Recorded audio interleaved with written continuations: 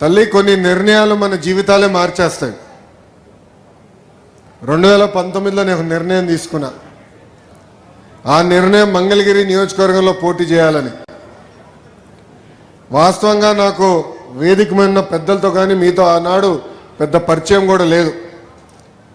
కేవలం నాకేంటంటే ఇక్కడ నుంచి ఉన్నాను, నేను ఇక్కడ ఉంటున్నాను, నివసిస్తున్నాను, ప్రజలకు అందుబాటులో ఉండొచ్చు, ప్రజలకు మంచి పనులు చేయొచ్చు అనే ఆలోచనతో ఆనాడు ఇక్కడ పోటీ చేశా.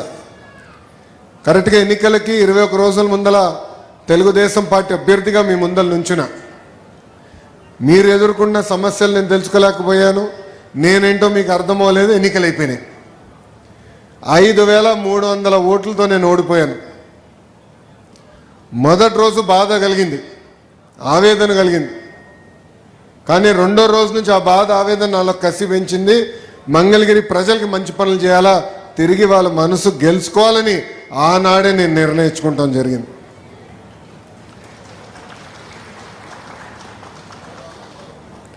ఒక్కసారి ఆలోచించండి. 2019 నుంచి 24 వరకు తెలుగుదేశం పార్టీ ప్రతిపక్షంలో ఉన్న మీ ఆరోగ్యం కోసం ఎన్టీఆర్ సంజీవిని అని తీసుకొచ్చాం.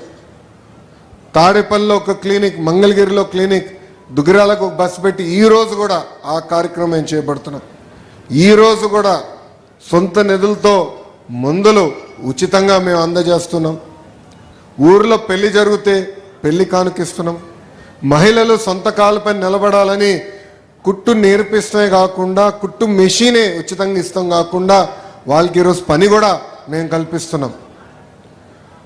ఆనాడు గత ప్రభుత్వం నీరు సరిగా అందించలేకపోతే వాటర్ ట్యాంకర్లు పెట్టి ఉచితంగా నీరు తోలాం. మన పిల్లలు క్రికెట్ ఆడాలని కోరుకుంటే ఐపీఎల్ తరహా కాకపోయినా వాళ్ళతో పోటీ పడే విధంగా మంగళగిరి ప్రీమియర్ లీగ్ తీసుకొచ్చి పిల్లలకి అది కూడా ఏర్పాటు చేస్తాం.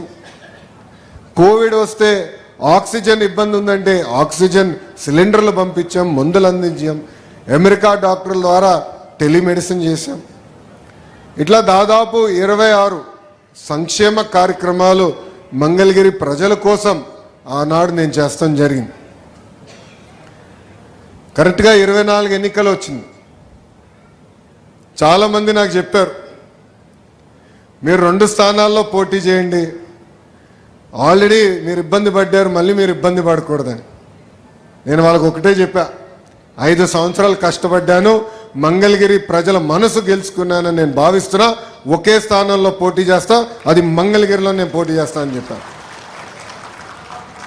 ప్రచారంలో మీ దగ్గరికి వచ్చా. నేను ఆనాడు మీకు కొన్ని విషయాలు చెప్పా. ఏ మెజారిటీ అయితే నేను ఓడిపోయానో దాని పక్కన ఒక 0 పెట్టి నన్ను గెలిపించమని ఆనాడు నేను మిమ్మల్ని కోరా. మీరు నాకు ఎంత ఎక్కువ మెజారిటీ ఇస్తే అంత బలం వస్తుంది, పనిచేసేందుకు అవకాశం ఉంటుందని ఆనాడు కోరా.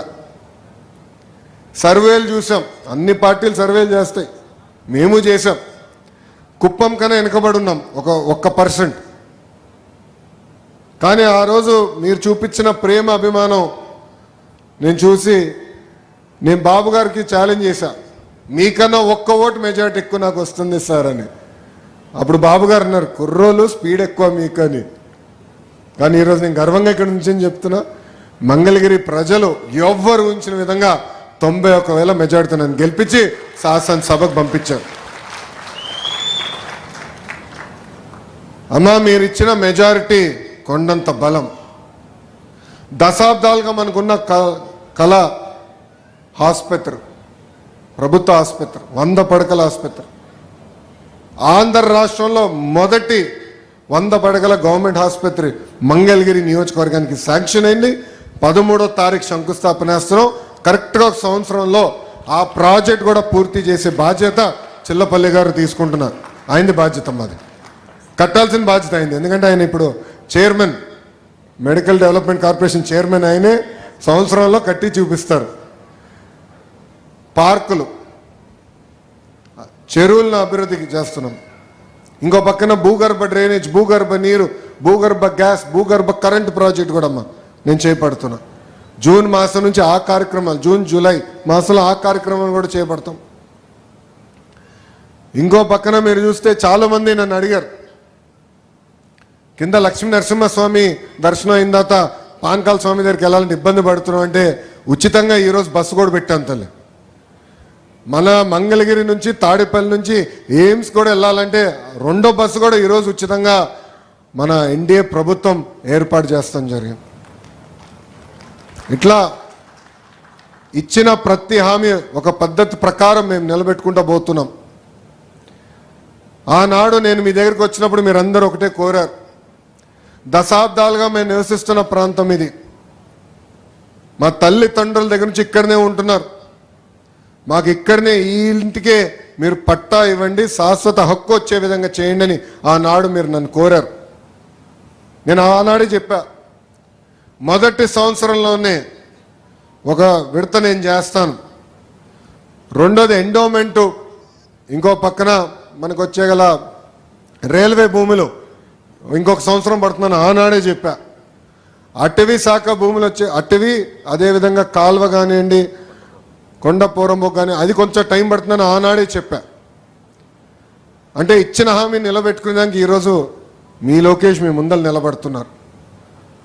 వేదికమైన నాయకులందరూ అంటే Telugu Desam party, Janasena party, Bharatiya Janata party నాయకులందరూ కలిసికట్టుగా అధికారులతో వచ్చి మీ ఇంటికి వచ్చి కొలతలేసి మీ దగ్గర నుంచి ఒక కప్పు టీ తాగలేదు, ఒక బాటిల్ నీరు కూడా తీసుకోలేదు తల్లి. కానీ మీకు హామీ ఇచ్చాం నిలబెట్టుకోవాలి లక్ష్యంతో మీ దగ్గరకు వచ్చి అన్ని కొలతలేసి వివరాలు సేకరించిన తర్వాత అది నేను మాకు ఒక బోలా శంకర్ ఉన్నాడు, ఆయన పేరు అనగాని సత్యప్రసాద్ గారు, రెవెన్యూ మంత్రివర్యులు. ఆయనకి చెప్పి అన్న ఇది ఉంది మా మంగళగిరిలో ఈ సమస్య ఇట్లా ఉంది, మీరు అన్ని రకాలుగా సహకరించాలి, ఇది కేవలం మంగళగిరికే కాదు రాష్ట్ర ప్రజలకి పనికొచ్చే జియో అవుతుంది, దయచేసి మీరు కూడా సీరియస్గా తీసుకోమని అంటే ఆయన ప్రోత్సాహం మేరకు ఈరోజు మొదటి విడతలో సుమారుగా అంటే ఇంకా రోజు రోజు పెరుగుతున్నాయి కానీ ఇప్పటికీ దాదాపు 3200 కుటుంబాలకి ఉచితంగా ఇంటి పట్టాలు ఎన్డీఏ ప్రభుత్వం అందజేస్తాం జరుగుతుంది. అమ్మా ఈరోజు ఆ ఆస్తి విలువ 1000 కోట్ల రూపాయలు. నేను ఇచ్చే పట్టా మీరు తీసుకెళ్ళి రిజిస్టర్ చేసుకోవచ్చు, ఇమ్మీడియట్గా రిజిస్టర్ చేసుకోవచ్చు. 2 సంవత్సరాల తర్వాత అమ్ముకునే హక్కు కూడా మీకు వస్తుంది. అంటే శాశ్వత హక్కు ఈరోజు ఎన్డీఏ ప్రభుత్వం మీకు అందజేస్తుంది. ఇది మనందరికున్న దశాబ్దాల కళ. మీరందరూ నాకు చెప్పింది ఈ విషయమే. ఆ హామీ నిలబెట్టుకునే దానికే మీ లోకేష్ మీ ముందర నిలబడ్డారు. ఒక లక్ష్మీ నరసింహస్వామి గుడి ఏమి అది కూడా అభివృద్ధి కార్యక్రమం మేము చేస్తున్నాం, అది కూడా డెవలప్ చేయాలని నిర్ణయం తీసుకున్నాం. భూగర్భ డ్రైనేజ్ విషయం ఇప్పుడే చెప్పా, పార్కులు చెరువుల విషయం చెప్పా, 100 పడకల ఆసుపత్రి విషయం చెప్పాను. అంతేకాదు ఒక విద్యాశాఖ మంత్రిగా మీ ముందర నుంచుంటున్నా. Leap learning excellence in Andhra Pradesh అని ఒక కార్యక్రమం చేపడుతున్నాం.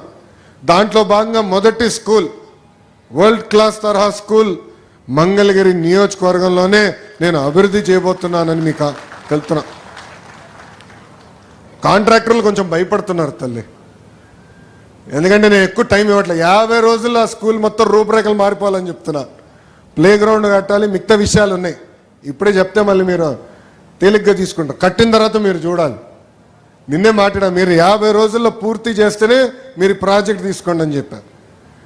అంటే ఒక పట్టుదల, ఒక కమిట్మెంట్తో నేను పనిచేస్తున్నా. చాలామంది అడిగారు ఏంటన్నా మంగళగిరి నుంచి బయటికి రావాలి, ఎప్పుడు మంగళగిరి అయినా అంటే ఇచ్చిన హామీ నిలబెట్టుకున్నాక ఉన్నాను. ఆ కార్యక్రమాలన్నీ పూర్తి చేస్తా, తర్వాత నేను రాష్ట్రం అంతా వస్తానని వాళ్ళు చెప్తాం జరిగింది తల్లి. అది నాకున్న చిత్తశుద్ధి తల్లి. మంగళగిరి ప్రజలందరినీ ఒకటే చెప్పదలుచుకున్నా, మీ సొంతం నన్ను చేసుకున్నారు, నాకు అన్ని రకాలుగా మీరు నిలబడ్డారు. పాదయాత్రలో కానివ్వండి, ప్రతిపక్షంలో ఉన్నప్పుడు కానివ్వండి, మన ఎన్నికల్లో కానివ్వండి, బాధ్యత నా పైన పెరిగింది. వేదిక పైన ఉన్న నాయకులందరం ఒక పట్టుదలతో, ఒక క్రమశిక్షణతోనో అవినీతి రహిత పాలన మంగళగిరిలోనే కాదు రాష్ట్రంలో అందించాలి లక్ష్యంతో మేము పనిచేస్తున్నాం. మంగళగిరి ప్రజల్ని నా గుండెల్లో పెట్టుకుని అహర్నిశలు పనిచేస్తానని ఈ సభాముఖం మీ అందరికీ నేను హామీ ఇస్తూ, గతంలో బాబు సూపర్ 6 అంటే చంద్రబాబు నాయుడు గారు కూటమి ఇచ్చిన హామీలని కొన్ని పూర్తి చేసాం, కొన్ని మే జూన్ మాసంలో ఆ హామీలు నిలబెట్టుకోబోతున్నాం. ఇంకో పక్కన మంగళగిరి నియోజకవర్గానికి ప్రత్యేకంగా నేను కొన్ని హామీలు ఇచ్చాను.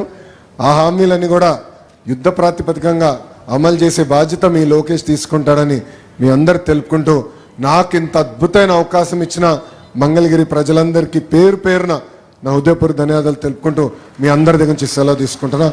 అందరికీ నమస్కారం. జై హింద్.